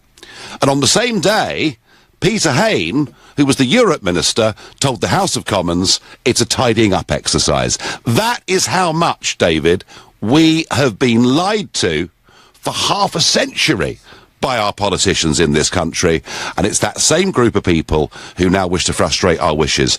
I know they won't frustrate your wishes, David, and I thank you for the call. Philip in Windsor, good morning. Good morning, Philip. No, he's gone. He'll be back in a second. And by the way, Scotty, you're the one that sent us that Facebook message about the facts emerging and Brexit fizzling out. Scotty, please call 0345 6060 973 and we'll put you on first. I get by Twitter, the EU bill is probably to top up the EU elite's pension pot. Part of it, a small part of the bill, but a part of the bill that is due to grow in time. And I do think, as far as our settlement there's concerned, what we should do is just take the 22,000 people that are entitled to pensions, take them off the European Union's hands to make it as clean a break as possible. Nigel, people need to wake up. The United States of Europe are more about taking power and money for themselves. I could see the EU in the future using their army to impose their will on anyone who opposes their views. Philip, They don't like people that oppose their views. They actually don't think that when I speak in the European Parliament and give a different perspective, they don't view that even as being a valid democratic viewpoint. They think that what I'm saying is monstrous. They think that referendums that say no will open the door to fascism. They are so intent on their belief that they've got it right and that everybody else has got it wrong, that you're right. There are circumstances in which I think that could become dangerous. Tony is calling from Chichester. Tony, good morning. Good morning to you, Nigel. It doesn't seem to be generally known, but 10 o'clock tomorrow morning, Catalonia is going to announce independence. Did you know that? Is that right, Tony? Where'd you get that from? From Spain. Okay, well, there was a statement last week. Sorry? There was a statement from the Catalonian president last week. So are you suggesting, Tony, that you've been told he could declare UDI tomorrow morning? I heard it this morning, directly from Spain, on the news in Spain. All right, well, let's see. I don't know. Well, let's see what's going to happen tomorrow morning, because this could be imploding. This could be the beginning of the implosion. There's so many countries, when they're 28, when they're 26, 28, when they get together, why can't they see through these two imbeciles? Why can't they see through them and speak for themselves? What would happen, Tony? I mean, if the Catalans did declare UDI tomorrow morning, what do you think the implications of that are for the European Union? To the European Union, they'd be totally flabbergasted, because they don't want it. Obviously, it's going to be it's a domino system. It could be good for us. Well, I've never been a supporter of the Catalan independence cause. I mean, I generally like to think that nation-states can hold together and do their thing. But I have to say, the way they've been treated, the response to them has been so frankly monstrous that it's not just the Spanish government that one condemns, it is the European Union themselves. Tony, Tony, do you feel with the Brexit process, do you feel that we are actually going to get a clean break and leave, or not? No, it's too much. It's too much information is not getting out. We don't know where we are now. We just don't know. We don't have the facts, and I think this is the same for the rest of the European people. They don't know the facts. What's happening? It's just a disaster all round. Well, the key to it is going to be this business about no deal, and it looks to me, although we're going to have no option but to go for no deal. I've always said no deal is better than a bad deal. I've also said, Tony, that no deal is better than the current deal we've got, which is very, very expensive indeed. And I was really interesting last week to see an opinion poll, Sky Data opinion poll, saying that 74% of the British public think no deal is better than a bad deal. And think about it. You know, if I came up to you and said, look, I've got a really bad deal for you, do you want it? You'd say, no, I don't. And yet, our political elite seem to think that no deal would be a catastrophe and we'd fall off the edge of a cliff. Are the EU the enemy? Well, in these negotiations, they're certainly being unreasonable. They're certainly behaving like it. That's my view. You're listening to the Sunday edition of the Nigel Farage Show, exclusively on LBC, live from Washington, D.C. It's 11:30, and time for the news with Moira Alderson. Anyone who causes death by dangerous driving could soon be jailed for life. The government's also announced plans for careless motorists who kill while under the influence of drink or drugs to get the same sentence. Family doctors, nurses and other medical staff will be able to ask patients about their sexual orientation under new government plans. The Health Service says it's to keep in line with equality legislation, but critics claim it's prying. The Met Office has issued Northern Ireland with an amber weather warning, which means potential danger to life as Hurricane Ophelia heads towards the UK. The Category 3 storm currently has winds of more than 100 miles an hour.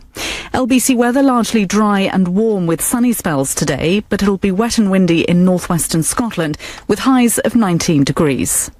LBC travel, it's slow on the M25 clockwise in Hertfordshire. Lane remains closed between junction 24 for Potters Bar and junction 25 for Enfield because a car's broken down. Embarking on the A13 Ripple Road eastbound, the entry slip road to the Lodge Avenue junction is closed. That's because of an accident. In Bexley, Edison Road is blocked both ways because of emergency repairs between Chaucer Road and Wickham Street. Engineering works on the rails means that Great Western Railway have replacement buses running from Paddington to Didcot Parkway and Thiel. Victoria Mainline Station is closed today, so there's no Gatwick Express and a revised service on Southern Rail. LBC Travel, I'm Dave Goff. This is LBC. How did a military tank end up beneath a Surrey vineyard? And what will be left of a German bomber in a Liverpool marsh? Join Madness frontman Suggs and expert relic hunter Stephen Taylor as they dig up World War II treasures and work to uncover the fascinating tales buried with them.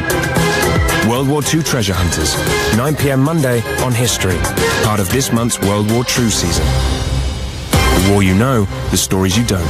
Watch History on Sky, Virgin, BT and TalkTalk. Oh, Churchy, look at that snazzy new car. Like me in the glory days, before I got written off. My blinkers had that keen sparkle, and my pipes, well, don't get me started on my pipe.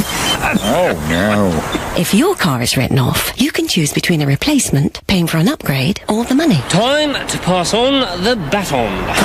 Oh. Churchill, depend on the dog. Comprehensive cover only, excludes theft claims, exact match subject to availability, minimum car value £3,500 or cash replacement, upgrade available when difference is paid, underwritten by UK Insurance Limited. The Volkswagen used car event started on Friday the 13th. But don't worry, you're still in luck. You can still buy a used car with 2 years approved used warranty, 2 years MOT insurance, 2 years roadside cover, and 2 services included on Solutions Personal Contract Plan at 6.9% APR representative.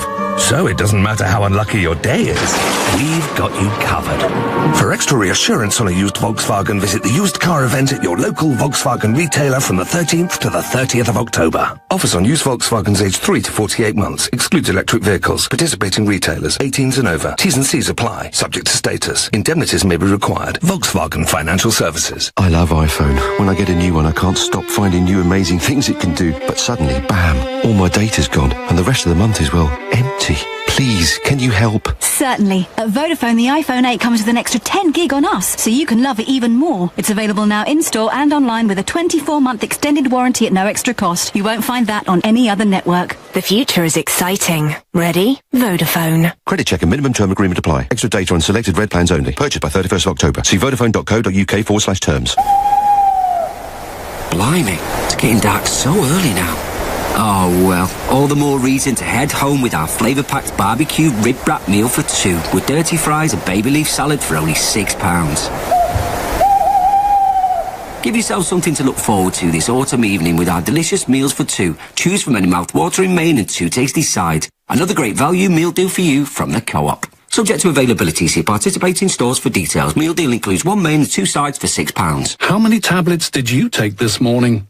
On average, people over 55 say 4. That's over 100 a month. Well, at least for your painful joints, there's an alternative treatment. Voltarol 12-hour gel works deep in the joint to fight pain and inflammation all day long. Voltarol 12-hour gel. Let's hear it for the joy of movement. Ask your pharmacist. Voltarol 12-hour Emigel P 2.32% gel contains diclofenac diethyl ammonium for relief of pain and inflammation. Always read the label. Eating some crisps, watching Sky One. Crisps are proper telly food. No plates, no cutlery, no table. They even come in their own tidy little bag. Just lick your fingers before touching the remote. Love my crisps. Almost as much as I love telly. Crispy one, Sky One. The Nigel Farage Show, live from Washington only on LBC. The Brexit negotiations are going badly. We are being met with intransigence, frankly, even arrogance by Mr. Juncker, Barnier and Verhofstadt over in Brussels. And that's perhaps why, being frustrated, the Chancellor Philip Hammond described them as the enemy. So I'm asking you, are the European Union the enemy? And I think they are, but not just of us. I think they're the enemy of democracy and the enemy of sensible cooperation between nation states in Europe because they're so intent on building their own undemocratic empire. That's my view. You can agree with me. You equally can disagree with me. But just a thought from this side of the pond. A year on from the election, President Trump's style as president still stuns, shocks, appalls, delights people, and none more so than the big row that is going on with the NFL. The big row about American footballers, the big row about when the anthem plays, and Trump made the point that, you know, frankly, if these overpaid sons of bitches who play football don't stand, they should be fired. And this triggered off the most enormous row. And Trump watchers, even Trump supporters, kind of scratched their head and asked themselves, what on earth is the president doing getting involved in this? Well, on Friday, the NFL made its official position clear, saying the league will not issue any kind of rules that require players to stand for the national anthem, but they are meeting again in New York this week. And it's really interesting because what's happened is their ratings on American television have gone down. They've gone down because people are seeing members of the team kneeling, and supposedly it's to do with black rights and unfairness and racial divide in this country. But the TV ratings for NFL have gone down since Trump started this fight, and public opinion on whether the president is right to say that players should stand for the national anthem, public opinion has gone through the roof in support of the president's position. So, you know, it is an unusual style of presidency, but I tell you the interesting thing, he appears to be winning more battles than he's losing. Back to our friends in Brussels, Juncker and the gang. Michelle in Slough, are they the enemy, or am I being terribly unkind? Well, I've got a confession to make here, Nigel. I stood as a Green Party candidate back in 2004 with a coalition that we turned for a couple of years a council into a local coalition of councillors that included UKIP and the Greens together. And I actually believe that globalisation is the enemy. The policy at the time when I did that with the Green Party was localisation, not globalisation. And we have global organisations that we all know milk, don't pay taxes, and do all sorts of naughty things that they shouldn't be doing. Well, the thing is that I actually believe that basically the European is just the puppets of multinational globalisation that wants to control us from a distance so that we're merely puppets. Michelle, as I said earlier, I voted Green all those years ago. I watched Caroline Lucas campaigning against us joining the Euro. What has happened to your party, Michelle? Why are they now suddenly the most rabid pro-EU supporters in the country? I've got no idea. I personally agree with Jenny Jones's situation. I stand by exactly my opinion, like yours, hasn't changed. We're of a similar generation, and my opinion actually hasn't changed, that the solution is localisation, not globalisation. We need farmers, we need local farmers growing crops. In this country, we do not need cheap labour transporting an apple all the way around the globe and back again, just milking off lots of profits for some great big stockbroker somewhere. Michelle, when it comes to sensible greenery, I've always been a supporter of it. But let me just give you a clue as to what I think's happened.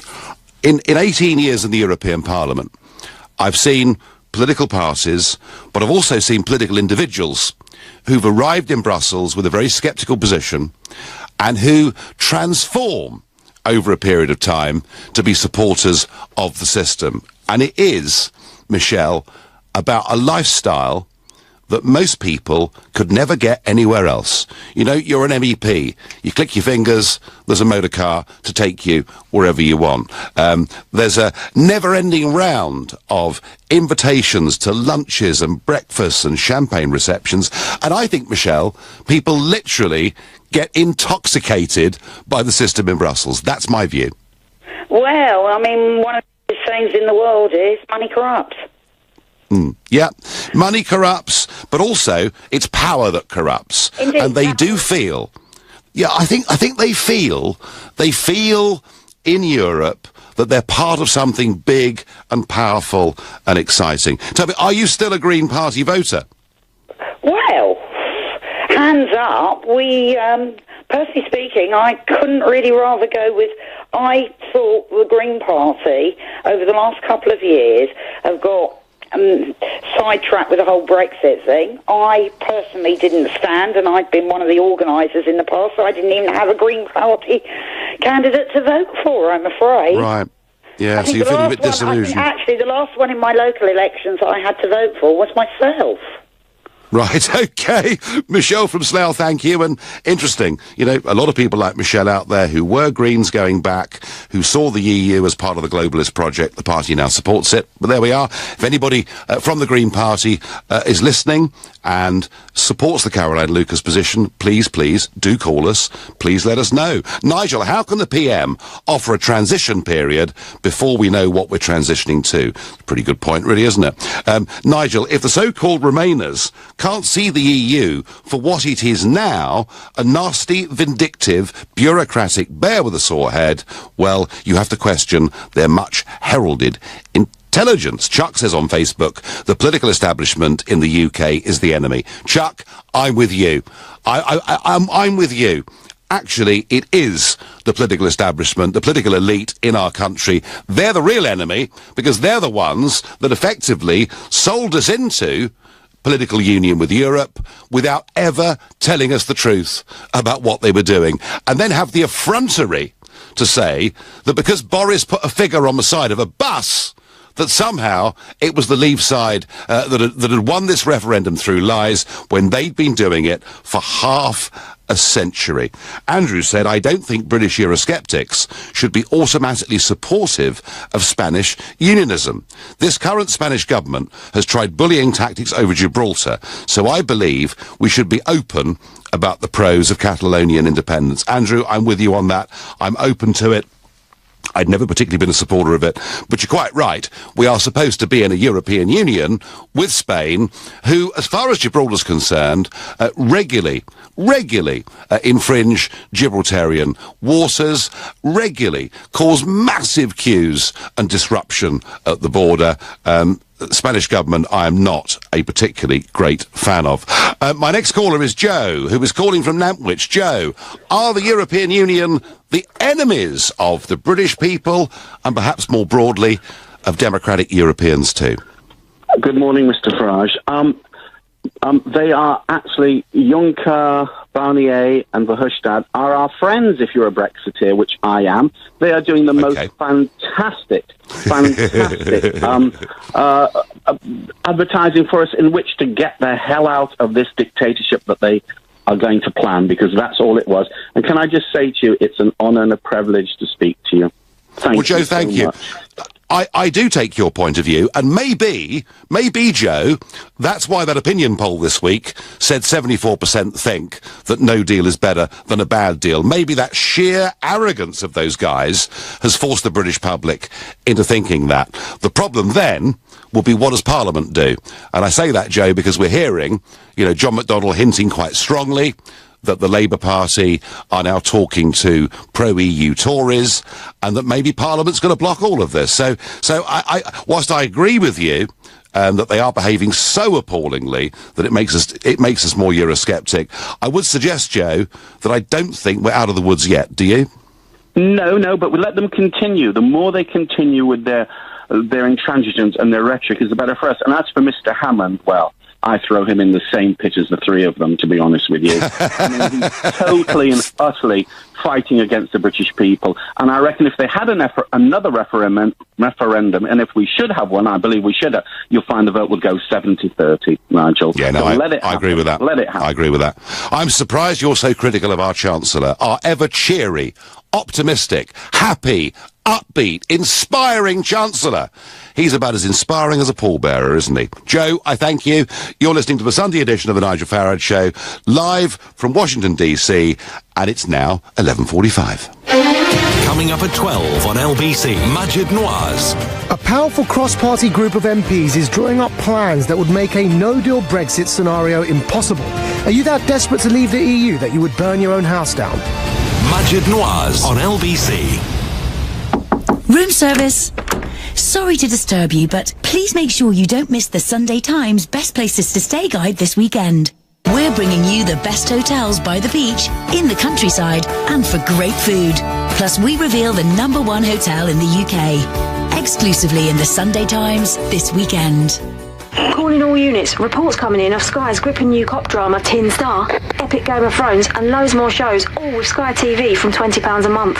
Sky TV and Sky Q, the Next Generation box, have been sighted in the vicinity. Witnesses report watching wirelessly all round the home for just £12 extra a month. Units should respond immediately and search Sky Q to join or recontract. Sky.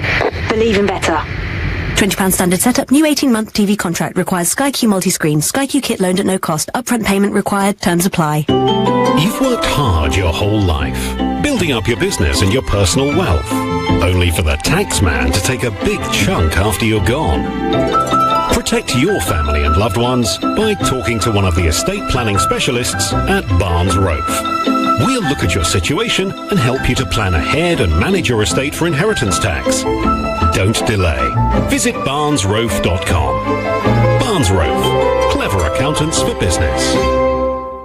When you run your own business, being in the right place at the right time can make all the difference. And as the UK's #1 commercial vehicle brand, we understand this too.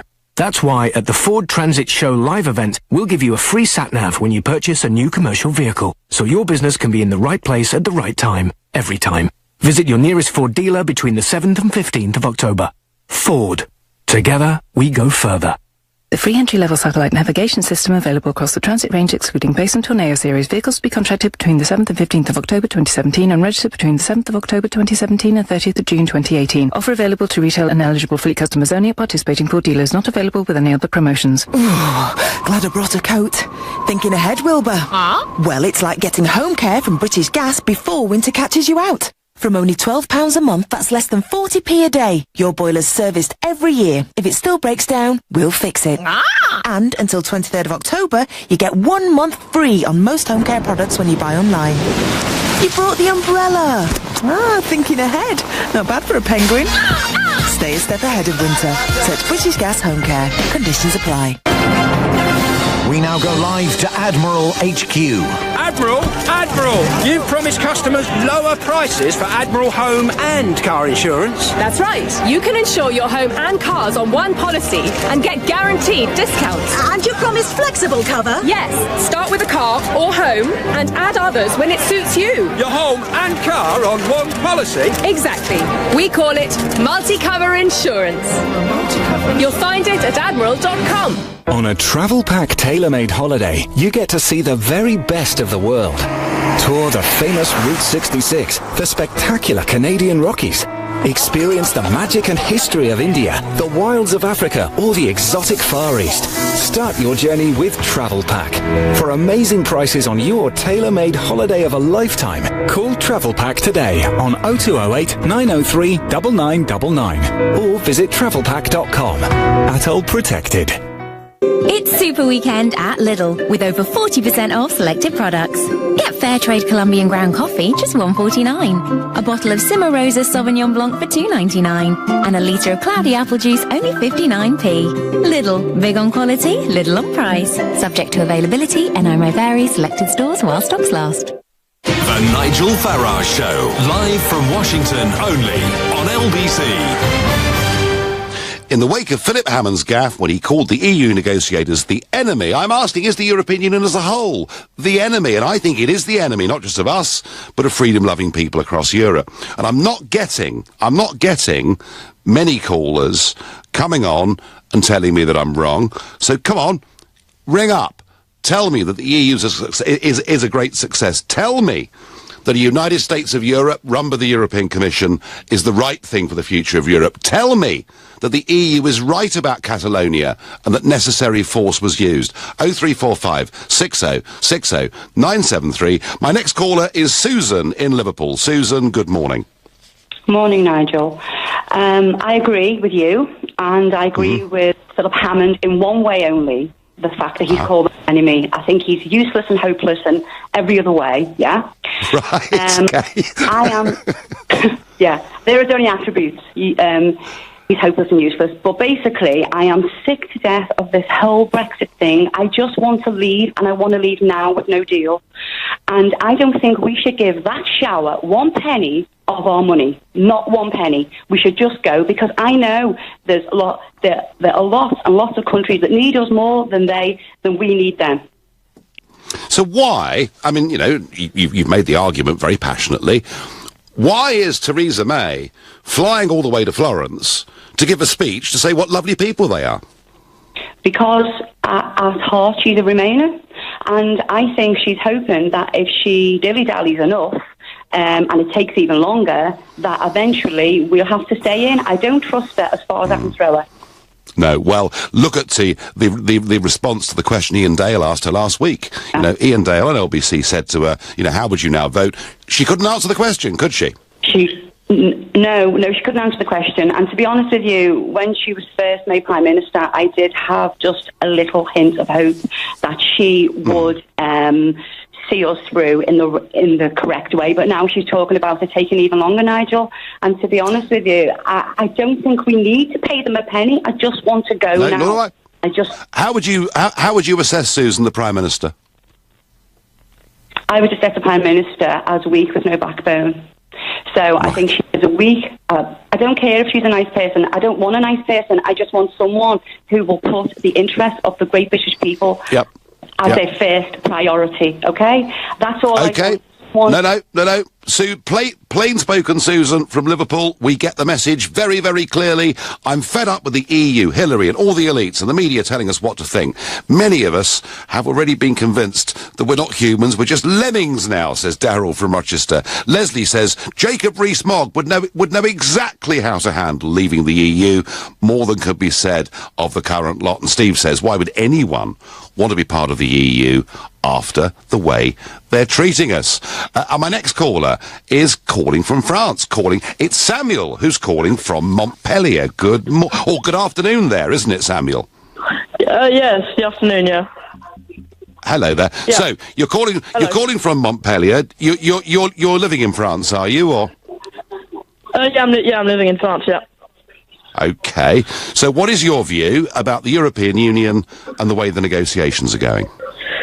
Well, as an English citizen in France, I'm slightly nervous of the effects of Brexit on the millions of people living in the European Union, for me and all my family.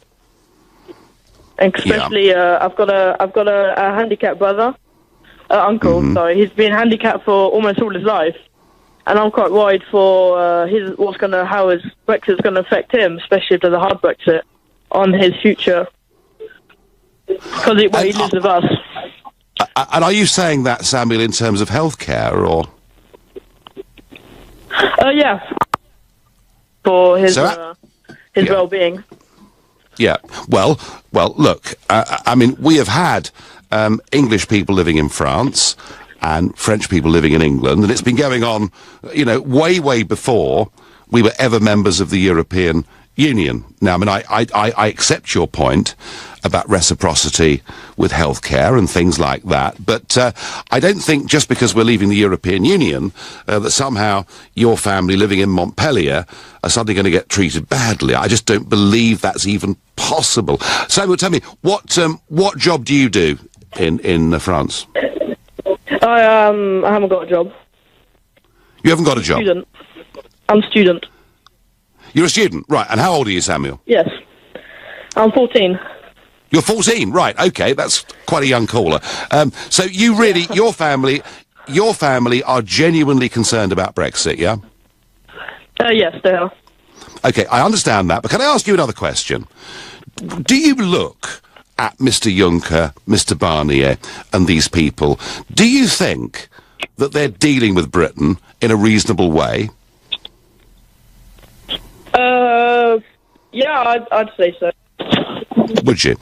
All right, well, I'm not going to agree with that, Samuel.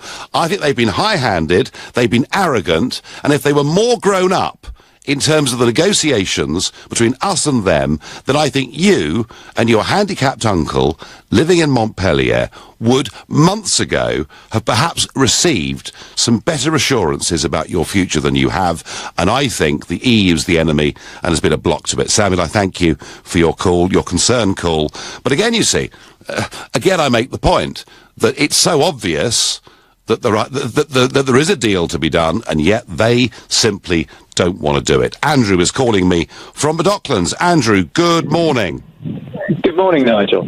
Yes, I think my point is that the way the EU are behaving, it's like a very domineering, wealthy partner in a divorce. You know, we wouldn't accept the way they're treating, a weaker spouse, for instance, the way they're treating them. Everyone would be over them, the judge would be over them, they'd probably have a big order made against them, but they seem to be getting away with it, in this context. And it just seems to me, grossly unfair on their behalf, and it just shows you what a domineering bunch they are. Yes, they are a domineering bunch, and they've become more so. But it doesn't actually reflect very well on the British government, the fact that we keep appeasing, and yet getting nowhere, does it?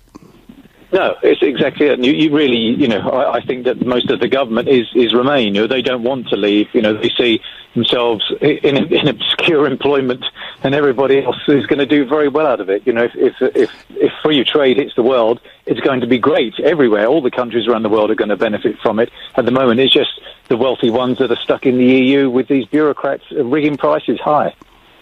Does Theresa May need to change the game on Thursday? I think we need to change with Theresa May, to be honest, and quite a few of the people in the cabinet. All right. Thank you very much, Andrew. And my final caller this morning is Peter, who's calling from Bury. Peter, good morning. Good morning, Nigel. Good morning. About Philip Hammond, I think things are said in the correct way.